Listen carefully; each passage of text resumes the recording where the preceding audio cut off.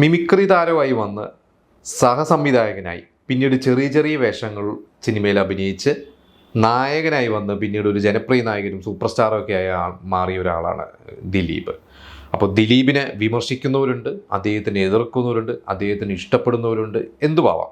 പക്ഷെ അദ്ദേഹം ഒറ്റയ്ക്ക് വഴിവെട്ടി ഒരു പൊസിഷനിൽ എത്തിയ ഒരു വ്യക്തി തന്നെയാണ്, അത് സമ്മതിച്ചേ പറ്റുള്ളൂ. അപ്പോൾ നമ്മൾ ദിലീപിൻ്റെ 94 എന്ന് പറയുന്ന ഒരു വർഷം, അതായത് അദ്ദേഹം മിമിക്രിയിലൂടെ വന്ന അദ്ദേഹം സഹസംവിധായകനായി 94 മാനത്തെ കൊട്ടാരം എന്ന് പറഞ്ഞ സിനിമയിൽ നായകതുല്യമായ ഒരു വേഷം ചെയ്ത വരെയുള്ള അദ്ദേഹത്തിൻ്റെ ഒരു യാത്രയെക്കുറിച്ച് കുറച്ച് മുമ്പ് നമ്മളൊരു എപ്പിസോഡ് ചെയ്തിരുന്നു. ഇന്ന് ഞാൻ ഇപ്പോൾ ചർച്ച ചെയ്യാൻ പോകുന്നത് 95 എന്ന് പറയുന്ന ഒരു വർഷം, 94 95 അദ്ദേഹത്തിന് എന്തൊക്കെ നേട്ടങ്ങളാണ്, ഏതൊരു രീതിയിലാണ് അദ്ദേഹത്തിൻ്റെ കരിയർ അദ്ദേഹം ഡെവലപ്പ് ആക്കി എന്നതിനെക്കുറിച്ചുള്ള അതിനെക്കുറിച്ചുള്ള കുറച്ച് ഓർമ്മകളാണ്. ഇപ്പം ഇതിൽ ആദ്യം ഒരു സിനിമ എന്ന് പറയുന്നത് തിരുമനസ് എന്ന് പറയുന്ന ഒരു സിനിമയാണ്. ആ ഒരു വർഷം ഇറങ്ങിയ ഒരു സിനിമ. അത് ശരിക്കും സായികുമാറാണ് അതിൻ്റെ നായകനായിട്ട് അഭിനയം. അശ്വതി ഗോപിനാഥ് എന്ന് പറയുന്ന ഒരു സംവിധായകനാണ് അദ്ദേഹം. എനിക്ക് തോന്നുന്നു കമലിൻ്റെ ഒക്കെ അസിസ്റ്റൻ്റ് ആയിരുന്നു. ഈ പറഞ്ഞൊരു ദിലീപൊക്കെ വർക്ക് ചെയ്യുന്ന സമയത്ത് ഇവരെക്കാട്ട് സീനിയറാണ് പ്രായം കൊണ്ട്. കമലിൻ്റെ ഒരു സുഹൃത്താണ് അദ്ദേഹം, ഒരു മാഷാണ്. അങ്ങനെ അദ്ദേഹം ഡയറക്റ്റ് ചെയ്ത ഒരു സിനിമയാണ്. അതിൽ ദിലീപ് ചെറിയൊരു ഗസ്റ്റ് റോൾ എന്ന് പറയാം. പക്ഷേ ദിലീപ് അതിൻ്റെ ഒരു ഭാഗമായി. ആ സിനിമ പക്ഷേ ശ്രദ്ധിക്കപ്പെട്ടൊന്നുമില്ല. പക്ഷേ ആ വർഷം ശ്രദ്ധിക്കപ്പെട്ട കുറച്ച് സിനിമകളുണ്ട്. അതിൽ പ്രധാനമായിട്ടുള്ള ഒരു സിനിമ എന്ന് പറയുന്നത് ആലഞ്ചേരി തമ്പുഴാക്കൾ എന്ന് പറയുന്ന ഒരു സിനിമ. അത് 95 വിഷുവിനാണ് തിയേറ്ററിൽ ഇറങ്ങിയത്. അന്ന് കുറേ വമ്പൻ സിനിമകളൊക്കെ ഇറങ്ങുന്നതിൻ്റെ കൂട്ടത്തിൽ സ്ഫടികവും മഴയത്തും മുമ്പേക്ക് ഇറങ്ങിയ കൂട്ടത്തിൽ ഇറങ്ങിയ ഒരു സിനിമയാണ്. അതിൽ നമുക്കറിയാം, അതിൽ നരേന്ദ്രപ്രസാദും നെടുമുടി വേണുവാണ് കേന്ദ്ര കഥാപാത്രങ്ങൾ. അവർ 2 സുഹൃത്തുക്കൾ, ഒരാൾ ഭാഗവതരും ഒരാൾ കളരി ഗുരുക്കളും. അതിൽ ഇവർക്ക് എല്ലാവർക്കും 5 മക്കളുണ്ട്, ആൺമക്കളുണ്ട്. അതിൽ ദിലീപും നാദൃശയും പിന്നെ കുറേ പേരുണ്ട് ആ ഒരു സിനിമ എടുത്തു കഴിഞ്ഞാൽ. പക്ഷെ അതിൽ ദിലീപാണ് ഈ കൂട്ടത്തിൽ ഇത്തിരി സ്കോർ ചെയ്തത്. നമ്മൾ സൈന്യം എന്ന് പറയുന്ന ഒരു സിനിമയെക്കുറിച്ച് പറഞ്ഞിരുന്നു. ആ സൈന്യം സിനിമയെക്കുറിച്ച് ലാൽ ജോസും അതുപോലെ തന്നെ സൈന്യത്തിൻ്റെ തിരക്കഥാകൃത്ത് ഷിബു ചക്രവർത്തിയൊക്കെ ഒരിക്കൽ പറഞ്ഞിട്ടുണ്ട് ദിലീപിൻ്റെ ആ ഒരു സിനിമയിലെ ഇൻവോൾവ്മെൻറ്റ്. അത് ദിലീപും അബിയും ഒരുമിച്ച് അഭിനയിക്കാൻ വന്നെങ്കിലും ദിലീപ് എങ്ങനെയാണ് തൻ്റെ കഥാപാത്രത്തിന് വേണ്ടി ഒരു എക്സ്ട്രാ എഫേർട്ട് ഇട്ടത്, ദിലീപ് എങ്ങനെയാണ് അതിന് വേണ്ടി റൈറ്ററുടെ കൂടെ ഇരുന്ന് തൻ്റെ ക്യാരക്ടർ പൊലിപ്പിച്ചത്, ആ ഒരു മിടുക്ക് അന്നേ ദിലീപിനുള്ളതാണ്.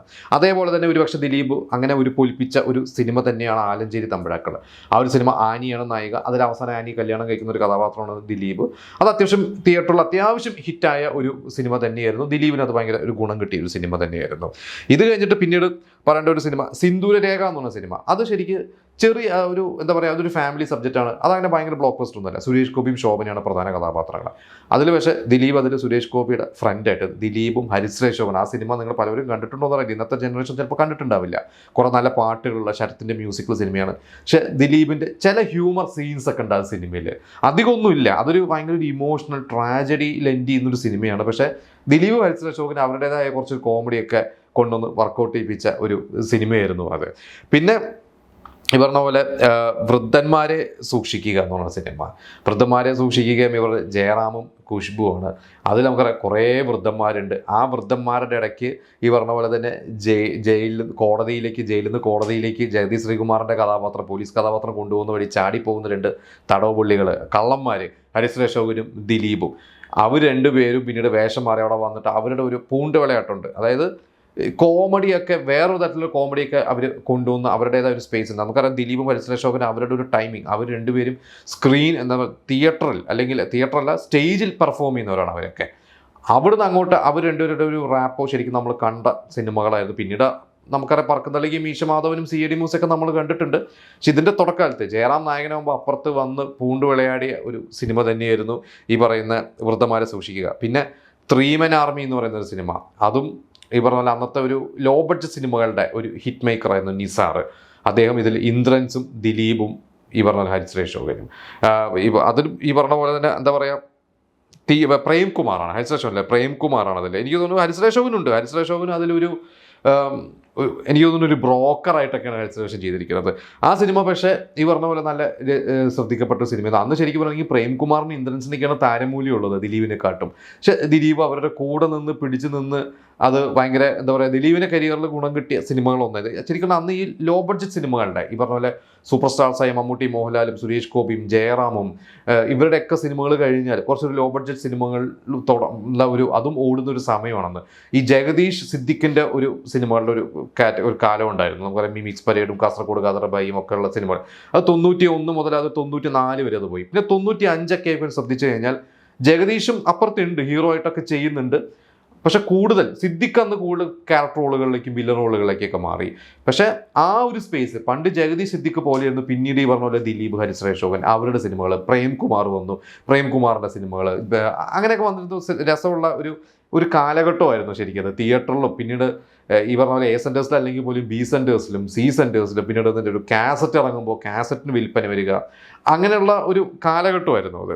അപ്പോൾ പറഞ്ഞു വന്ന ഈ പറഞ്ഞ 3 Men Army, വൃദ്ധന്മാരെ സൂക്ഷിക്കുക, പിന്നെ കൊക്കരകോ എന്ന് പറയുന്ന സിനിമ, കാക്കയ്ക്കും പൂച്ചയ്ക്കും കല്യാണം. കൊക്കരകോയിൽ ശരിക്കും വിജയകുമാറാണ് നായകൻ. പക്ഷെ അതിലും ഈ പറഞ്ഞ ഒരു 4 കോഴിക്കള്ളന്മാരായ സുഹൃത്തുക്കൾ, അതിൽ വിജയകുമാർ നായകനാണ്. വിജയകുമാറിൻ്റെ സുഹൃത്തിൻ്റെ മറ്റൊരു കഥാപാത്രം ചെയ്ത് സുധീഷാണ്. ഇവർക്കും താഴെയാണ് ശരിക്കും അതിലെ ഒരു റോൾ വൈസ് സ്ക്രീൻ സ്പേസ് എടുത്തതിന് ദിലീപിൻ്റെ. പക്ഷെ ആ ഒരു ഇതിലും അവരുടെ ഒരു കൂട്ടത്തിലും ദിലീപ് സ്കോർ ചെയ്തു എന്നുള്ളതാണ്. പിന്നെ കാക്കയ്ക്കും പൂച്ചയ്ക്കും കല്യാണം എന്ന് പറഞ്ഞ സിനിമ, അത് ഭയങ്കര രസമുള്ള സിനിമ. പക്ഷെ ആ സിനിമ എനിക്ക് തോന്നുന്നത് തിയേറ്ററിൽ പരാജയമായിരുന്നു ഒരു സിനിമ എന്ന്. പക്ഷെ പിന്നീട് ടി വിയിലൊക്കെ ഉണ്ട് നമ്മൾ ഇന്നും കണ്ട് ചിരിക്കുന്നതാണ്. അതിൽ ദിലീപും അതിൽ സുധീഷ് ദിലീപിൻ്റെ ഫ്രണ്ടായിട്ട് ദേവയാനിയുണ്ട്. നമുക്കറിയാം അതിൽ ഭയങ്കര രസമുള്ള കുറേ കോമഡിയൊക്കെ ഉണ്ട്. കുതിരട്ടം പപ്പും ഇന്ദ്രൻസും പ്രേംകുമാറിൻ്റെയും. എൻ്റെ കഥയിലേക്കൊന്നും കിടക്കുന്നില്ല. പിന്നെ ഉള്ള ഒരു സിനിമയാണ് ഏഴരക്കൂട്ടം എന്ന് പറയുന്ന സിനിമ. ഏഴരക്കൂട്ടമാണ് ശരിക്കും പറയുകയാണെങ്കിൽ ഈ പറഞ്ഞ പോലെ ദിലീപിൻ്റെ ഒരു ജാതകം തന്നെ മാറ്റി, അല്ലെങ്കിൽ ദിലീപിൻ്റെ കരിയറിൽ വലിയ ഗുണം ചെയ്തൊരു സിനിമ. കാരണം ഇപ്പോൾ ഈ പറഞ്ഞ 95 ഞാൻ കുറേ സിനിമകൾ പറഞ്ഞതിൽ ഏഴരക്കൂട്ടം ശരിക്കും തിയേറ്ററിൽ അങ്ങനെ ഭയങ്കര വിജയമൊന്നുമല്ല. ഒരു ശ്രദ്ധിക്കപ്പെട്ട ഒരു സിനിമ തന്നെയായിരുന്നു. അതിൽ അതിൻ്റെ ഡയറക്ടർ കരീം, അദ്ദേഹം ഒരുപാട് വർഷം ഭരതൻ്റെയും എനിക്കൊണ്ട് പത്മരാജൻ്റെ കൂടെ, ഭരതൻ്റെ കൂടെയൊക്കെ തേവർ മകൻ പോലത്തെ സിനിമകളുടെയൊക്കെ അസോസിയേറ്റ് ഡയറക്ടറായിരുന്നു. അദ്ദേഹം ആദ്യമായിട്ട് സിനിമ ചെയ്യുമ്പോൾ ഇങ്ങനെ ഒരു കഥ വന്നു. പുതിയ നിർമ്മാതാക്കളാണ്, ജോൺ പോളാണ് അതിൻ്റെ ഒരു കോറൈറ്റർ. ജോൺ പോളും ഷിബു ചക്രവർത്തിയും കൂടിയാണെന്ന് തോന്നുന്നു. എന്തായാലും ആ ഒരു കുറേ പുതുമുഖങ്ങൾ മതി എന്ന് പറഞ്ഞ് അവരിങ്ങനെ നോക്കി കുറേ പേരെ സെലക്ട് ചെയ്യുന്നു. ആ കൂട്ടത്തിലേക്ക് ദിലീപുണ്ട്, നാദർഷുണ്ട്, കലാപം നവാസ് ഉണ്ട്, മധുബാലുണ്ട്. ദിലീപ് അതിൽ അര എന്ന് പറയുന്ന ആ ഒരു ക്യാരക്ടർ ശരിക്കും നായകൻ എന്ന് പറയാൻ പറ്റില്ല. പക്ഷെ ആ ഒരു എന്താ പറയുക, അങ്ങനത്തെ ഒരു കാലും വെച്ച് ദിലീപ് ആ ഒരു സിനിമയിൽ ത്രൂ ഔട്ട് ആ ഒരു വേഷം കൈകാര്യം ചെയ്ത് ബാക്കിയുള്ളവരെക്കാട്ടൊക്കെ ദിലീപ് അതിൽ ശ്രദ്ധിക്കപ്പെട്ടത് കൊണ്ടാണ് ആ ഒരു പുതിയ നായകനെ തേടിയിരുന്ന സുന്ദരദാസനും ലോഹിതദാസനും അതിൽ ദിലീപിനെ കണ്ടപ്പോൾ അവർ സിനിമ ഏഴരക്കൂട്ടം തിയേറ്ററിൽ പോയി കണ്ടുകഴിഞ്ഞപ്പോൾ ഇയാൾ കൊള്ളാമല്ലോ എന്ന് തോന്നി. അവർ സുന്ദരദാസ് എന്ന സംവിധായകൻ അതിന് മുമ്പ് സിബി മലയാളിൻ്റെ സിനിമകൾ സഹസംവിധായകനായിരുന്നപ്പോൾ ഈ പറയുന്ന സാഗരം സാക്ഷി എന്ന് പറയുന്ന സിനിമയിലൊക്കെ ദിലീപിനെ ചെറിയൊരു വേഷത്തിൽ അഭിനയിച്ച ദിലീപിൻ്റെ ഒരു പരിചയമുണ്ട്. ലോഹിതദാസിന് അന്ന് എനിക്കൊന്നും ദിലീപിന് പരിചയമൊന്നുമില്ല ലോഹിതദാസിന് അന്ന്. പക്ഷേ ഈ പയ്യന് കൊള്ളാമല്ലോ തോന്നിയിട്ടാണ് അവിടെ നിന്നാണ് സല്ലാപം എന്ന് പറയുന്ന സിനിമയിലേക്ക് ദിലീപിനെ കാസ്റ്റ്. അപ്പോൾ 95 എന്ന് പറയുന്ന ഒരു വർഷം ഇത്രയും സിനിമകൾ അഭിനയിച്ചു, വിജയങ്ങളും പരാജയങ്ങളും സംഭവിച്ചു. അവിടെ നിന്ന് അങ്ങോട്ട് ദിലീപിന് ഏഴരക്കൂട്ടം എന്ന് പറഞ്ഞ സിനിമയിലൂടെ തൻ്റെ ജീവിതം തന്നെ മാറ്റിമറിച്ച സല്ലാപം എന്ന് പറഞ്ഞ സിനിമയിലേക്ക് ചുവട് വെക്കാൻ പറ്റിയ ഒരു വർഷമായിരുന്നു 95. 96 എന്ന് പറയുന്ന ഒരു വർഷം വീണ്ടും അടുത്തൊരു ലെവലിലോട്ട് ദിലീപ് പോയതാണ്. നമുക്ക് ആ ഒരു വർഷത്തെക്കുറിച്ചും അന്നത്തെ സിനിമകളെ കുറിച്ചൊക്കെ നമുക്ക് മറ്റൊരു എപ്പിസോഡിൽ ചർച്ച ചെയ്യാം.